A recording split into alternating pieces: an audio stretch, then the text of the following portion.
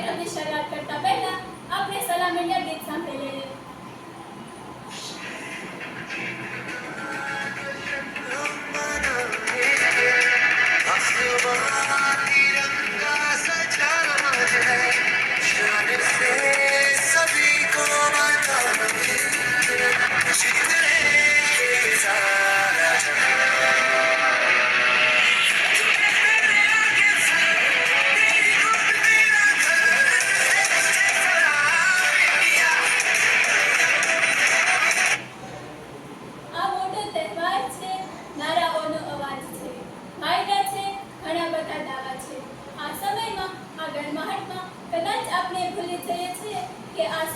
પ્રધાનમંત્રીના 5 વર્ષનો ઓડિટ લેવાનો સમય છે. આ એ જ સમય છે જ્યારે પ્રધાનમંત્રી દેશના લોકોની સામે પોતાના કામનો હિસાબ આપે છે અને લોકો નિર્ણય કરે છે. તો આપણે ગીત સાંભળી લઈએ.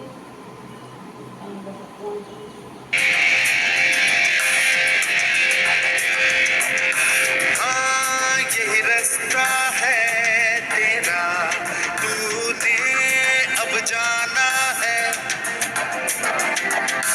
हाँ यही सपना है तेरा, तूने पहचाना है.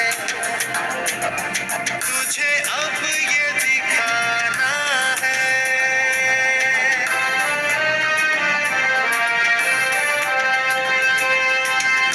रोके तुझको आँखियाँ, क्या ज़मीन और आसमां पाएगा. जो लक्ष्य है तेरा, लक्ष्य को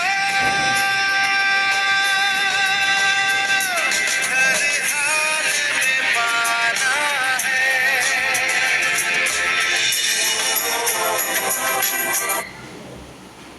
તો તમને બધાને ખ્યાલ છે હું કઈ બાબતની ચર્ચા કરી રહી છું અને આ કાર્યક્રમના મુખ્ય મહેમાન કોણ આવવાના છે?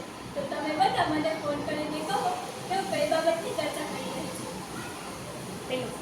ફોન આવી રહ્યો છે, આપણે તેને રિસીવ કરીએ. હેલો, કોણ વાત કરી રહી છે? નમસ્કાર, હું નાગેશ્રીની બારિયા શેરીની વિધિ બોલી રહી છું. હા, તમે શું કહેવા માંગો છો? મને લાગે છે મને ખ્યાલ છે. શું તમે ચૂંટણી વિશે વાત કરી રહ્યા છો? તમે જવાબના થોડા નજીક છો, તો ચાલો આપણે વધારે જાણકારી મેળવીએ. આપણે નિર્ણય લેવાનો છે કે ગયા 5 વર્ષમાં નરેન્દ્ર મોદીએ આ દેશ માટે જે કંઈ કર્યું છે તે સારું કર્યું છે, ખરાબ કર્યું છે, વધારે કર્યું છે કે કંઈ હજી બાકી રહી ગયું છે. આપણે નિર્ણય કરવાનો છે કે દેશને એક મજબૂત સરકાર જોઈએ, એક એવી સરકાર જોઈએ જે ભારત દેશનું નામ ગૌરવથી ઉપર કરી દે. તો ફોન આવી રહ્યો છે, આપણે તેને રિસીવ કરીએ. હેલો, કોણ વાત કરી રહ્યું છે? હું ત્રીજી પાર્ટીમાંથી દિગ્વાશા બોલી રહી છું. હા, તમે શું કહેવા માંગો છો? શું આ કાર્યક્રમના મુખ્ય મહેમાન શ્રી મોદી સાહેબ છે? હા, તમારો જવાબ એકદમ સાચો છે. આ કાર્યક્રમના મુખ્ય મહેમાન નરેન્દ્ર મોદી સાહેબ છે. તો આજના રેડિયો 98.3 FM નાગેશ્રીમાં આમંત્રિત કરું છું મારા આ સલામ ઇન્ડિયા કાર્યક્રમમાં નરેન્દ્રદાસ દામોદર મોદી. આભાર કાવ્યાબેન. ઘણા સમય પછી મને અહીં આવવાનો મોકો મળ્યો છે, જેનો મને ઘણો આનંદ છે. તો ભાઈઓ બહેનો, આજે નાગેશ્રી 98.3 રેડિયો સ્ટેશન પરથી મારે તમારી સાથે થોડી અનન્ય વાતો કરવી છે. એના તમામ જવાબોનું મય નીકળી આપું. તો આપણે ગીત સાંભળી લઈએ. दिल में इश्क मोहब्बत सबको गले लगाना अपने कल्चर की है आदत. स्वैग से करेंगे सबका स्वागत.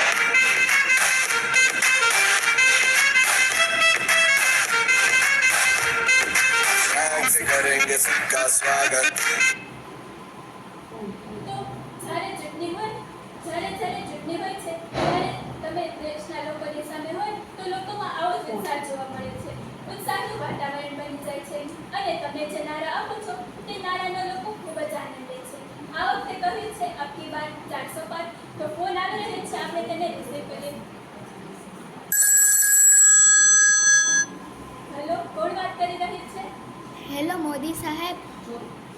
નમસ્તે મોદી સાહેબ, હું મનસ્વી બોલી રહી છું નાગેશ્રીથી. આ સમર્થ કાર્યક્રમમાં હું થોડાક નારાઓ બોલવા માંગુ છું. અબકી બાર 400 કે બાર, અબકી બાર 400 કે બાર.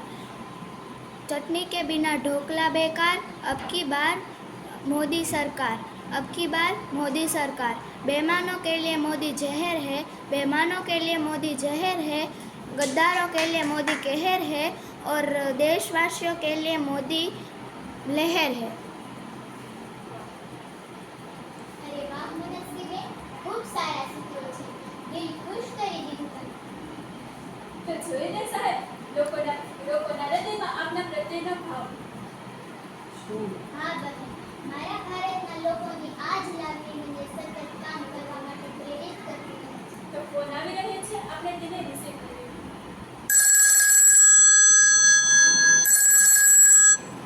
હેલો, કોણ વાત કરી રહ્યું છે? નમસ્તે, માનનીય પ્રધાનમંત્રી શ્રી, હું ગોસ્વામી વિશ્વા બોલી રહી છું. મારો પ્રશ્ન એ છે કે વ્યવહારની સાથે સાથે અભ્યાસને કઈ રીતે મેનેજ કરવું. જેટલું શારીરિક સ્વાસ્થ્ય જરૂરી છે, જેટલું માનસિક સ્વાસ્થ્ય તો માર્ગદર્શક કરવા આપણે નમ્ર વિનંતી. અરે વાહ વિશ્વા, તું પણ રેડિયો સાંભળે છે? એનો મને ખૂબ જ આનંદ થયો. તારો સવાલ પણ મજાનો છે. શારીરિક અને માનસિક સ્વાસ્થ્ય બંને એકાબીજાની સાથે જોડાયેલા છે. તમે બધા મોબાઈલ ફોન તો વાપરતા જ હશો. શું તમારો મોબાઈલ ચાર્જ ન કરો તો ચાલશે? ન ચાલે ને? બસ એમ જ આપણા શરીરનું ચાર્જિંગ પણ જરૂરી છે. અને વ્યાયામ એ આપણા શરીર માટે ચાર્જિંગનું કામ કરે છે. માટે હસતા રહો, ખેલતા રહો અને ભણતા રહો. ખૂબ ખૂબ ધન્યવાદ મોદી સાહેબ, આપનો કિંમતી સમય આજે આ રેડિયો 98.3 FM નાગેશ્રીને આવ્યો તે બદલ અમે તમારા ખૂબ આભારી છીએ. આમ સતત અમને માર્ગદર્શન આપતા રહો એવી આશા સાથે અમે તમને વિદાય આપીએ છીએ. અને ચલો સાંભળીએ આજનો અંતિમ ગીત. के चला तू हाथों में भर के चला बिजलियां तूफान भी सोचे जिद तेरी कैसी ऐसा जुनून है किसी में कहा